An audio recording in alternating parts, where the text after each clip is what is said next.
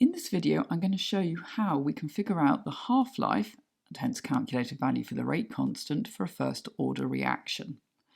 Now, we can do this by two methods, from a graph of decreasing concentration of reactant against time, and from the integrated rate equation for the reaction. Now, you need to know both methods, and I'm going to explain it all very, very carefully, specifically with non-mathematicians in mind, so please don't get scared. All first-order reactions have a constant half-life, and the shorthand for half-life is T to the half.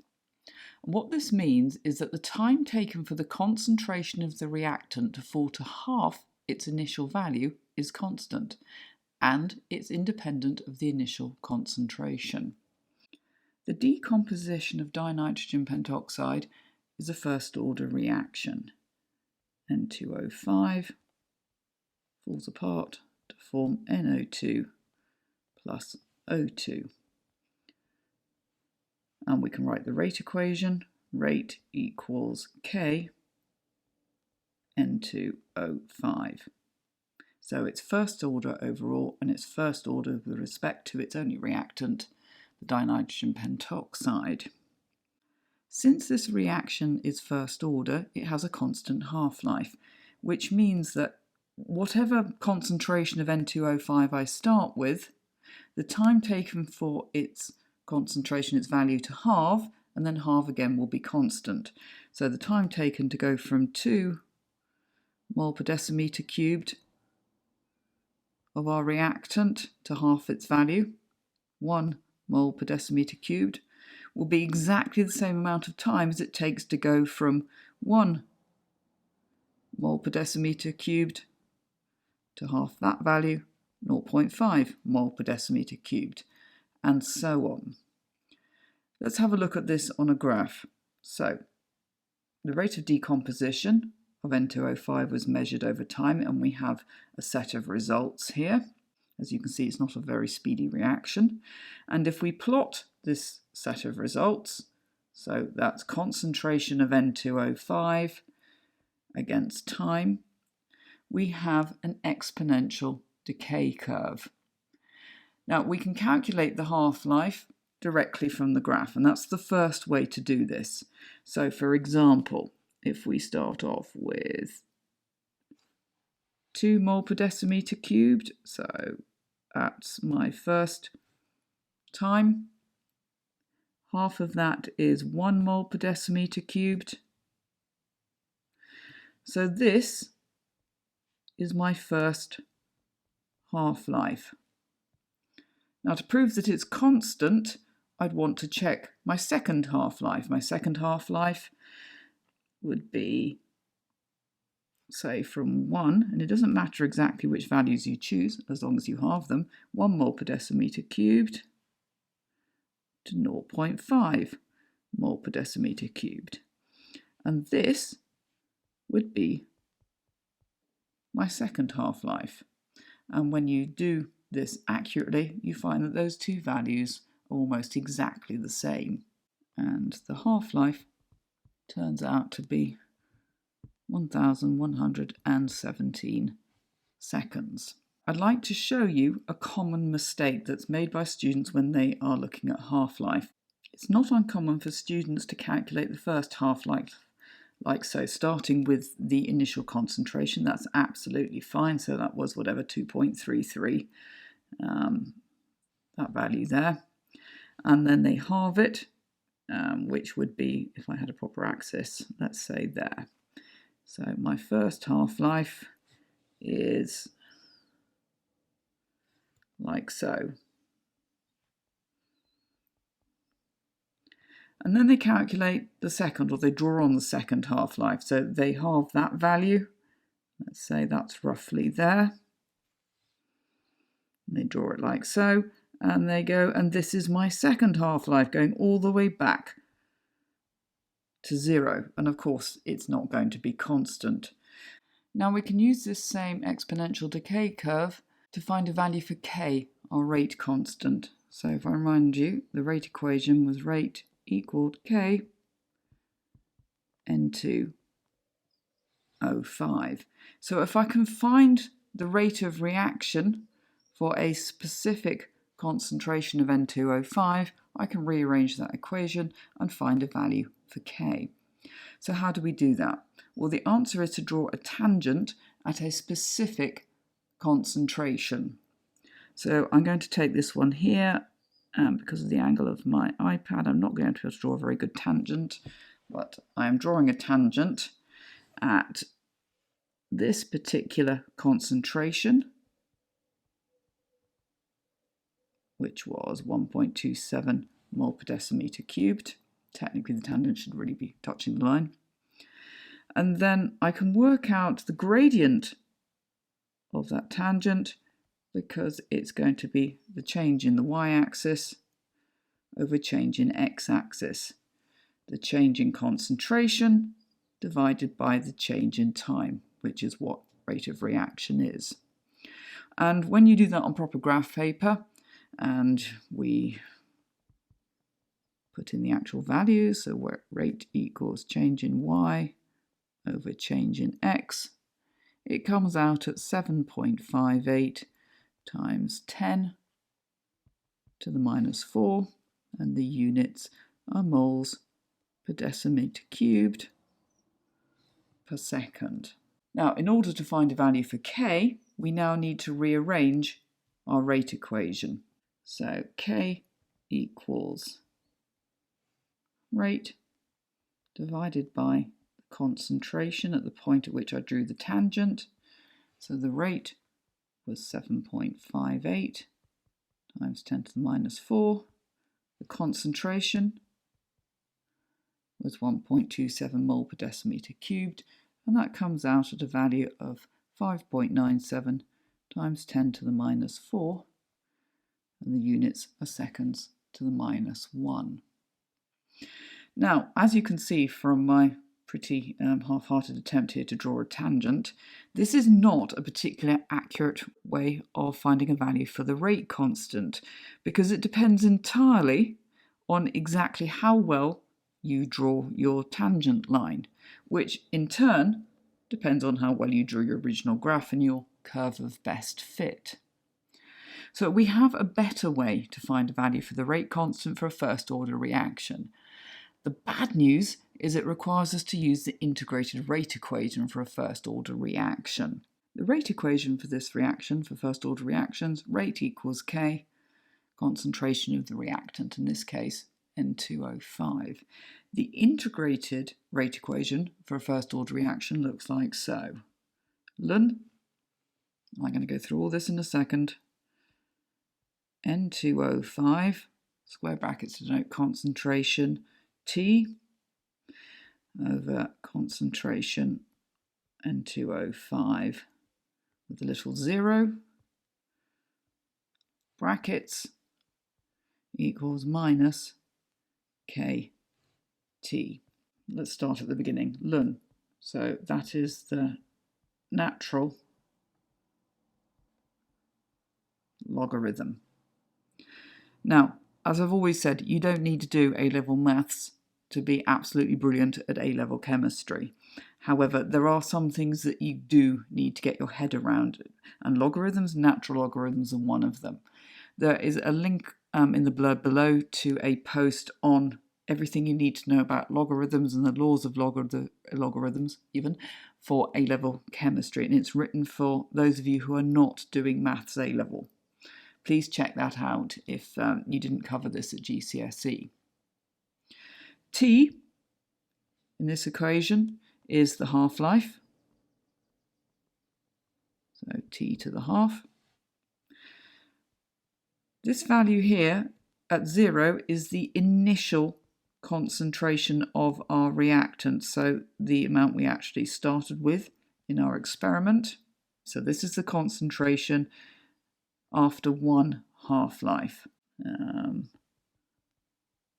We can use this integrated rate equation to derive another equation which will allow us to calculate the value of the rate constant in a first order reaction, provided we know the value of the half-life, T to the half.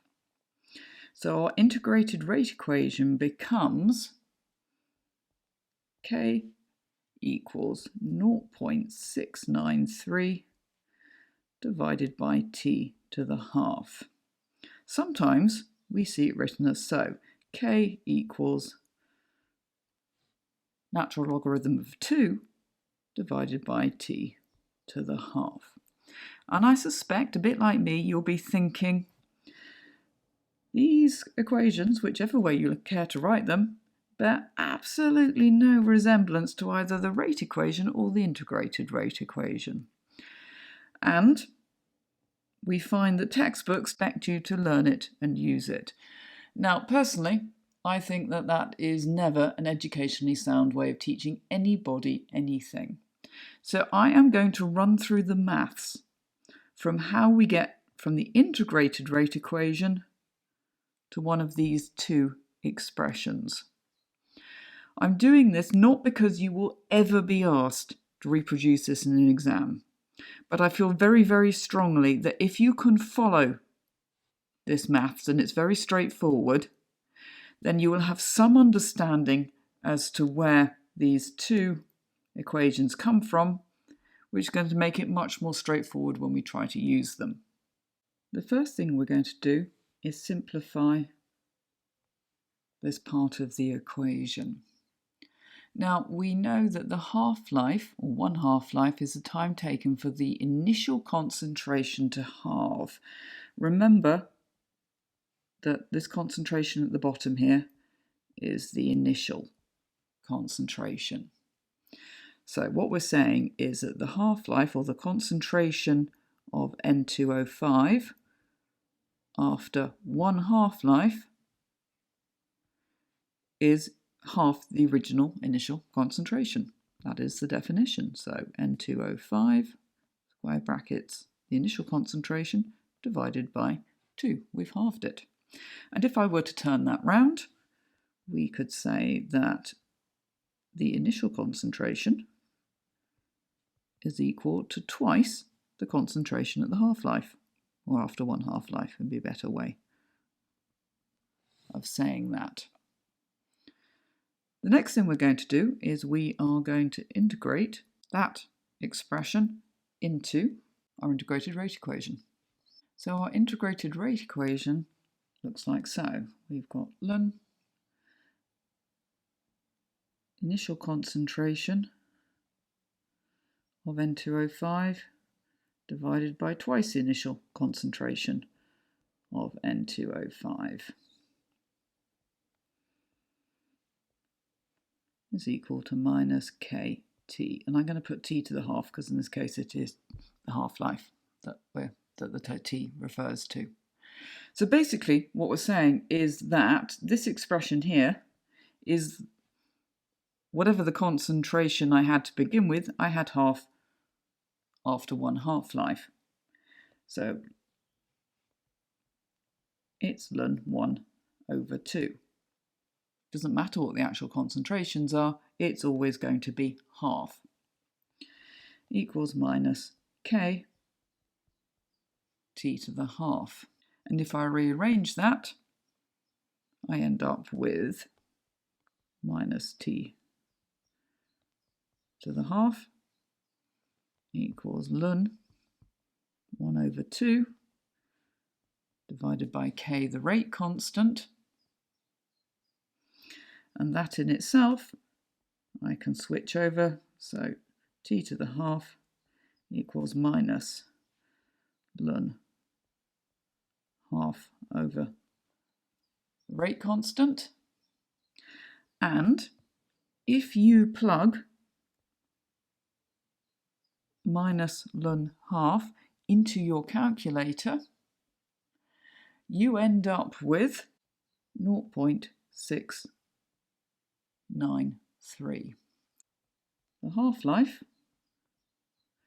is equal to 0.693 divided by the rate constant, or we can simply rearrange that. Rate constant equals 0.693 divided by the half-life. Now, one of the mathematical quirks that you need to be aware of is that minus ln half equals ln 2. I am not going to go into the maths of that. That's not my role, but it is on the blog post that accompanies this particular video, so you can check it out there, which is why we often see this equation in textbooks as k equals ln 2 over t to the half.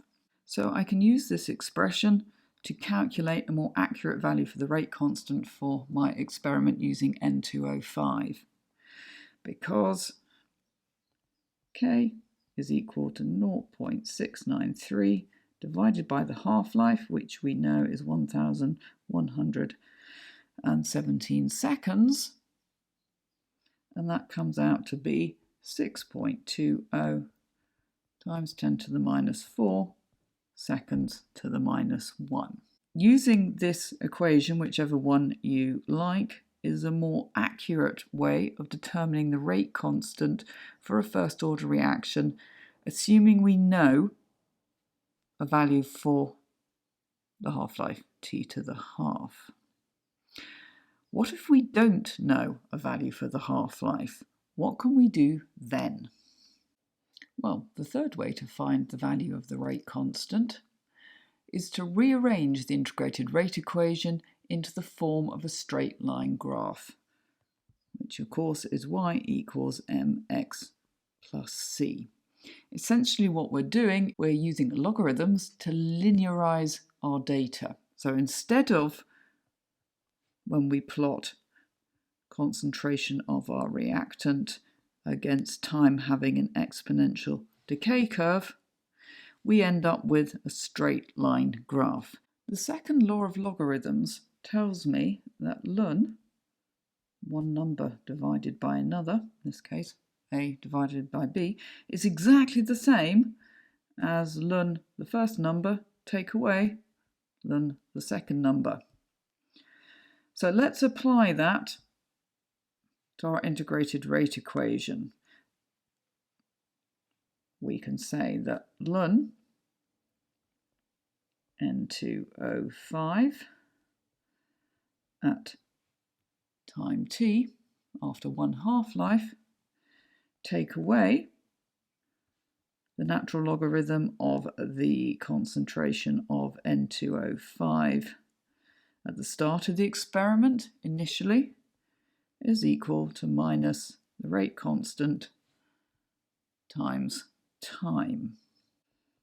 Rearranging this equation gives me natural logarithm of the concentration of N2O5 at time t minus kt, so I've just moved this one over, natural logarithm of the initial concentration